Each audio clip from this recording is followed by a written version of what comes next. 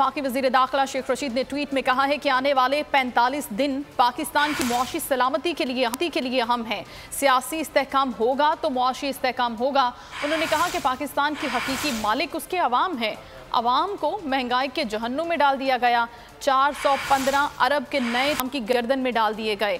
उन्होंने ट्वीट में लिखा कि 12 जुलाई से बिजली, गैस और अजनास मजीद महंगे हो जाएंगे। टैक्सेस का दबाव भी बढ़ गया है, जिस पर साबिक वजीर दाखिला शेख रशीद ने ट्वीट किया है।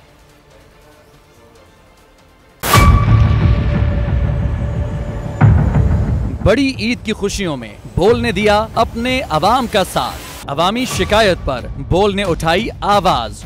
उधर पेशावर में आलाइशों को ठिकाने लगाने के लिए WSSP का खुसूसी ऑपरेशन शुरू हो गया है, जिसमें 3259 एहलकारों समेत 683 गाड़ियां हिस्सा ले रही हैं। बोल की खबर पर इदारों ने भी कसली कमर, लिया एक्शन। लाहौर में मुख्तलिफ मकामात पर आलाइशें जो है वो हमें सड़कों पर दिखाई दे रही थी, लेकिन उसके बाद जो LWMC है उनका अमला जो है वो उसके बाद फील्ड में निकला और उसके बाद आलाइशों को हटाने का सिलसिला जो है वो शुरू कर दिया गया, क्योंकि बोल है पाकिस्तान का नंबर 1 न्यूज चैनल।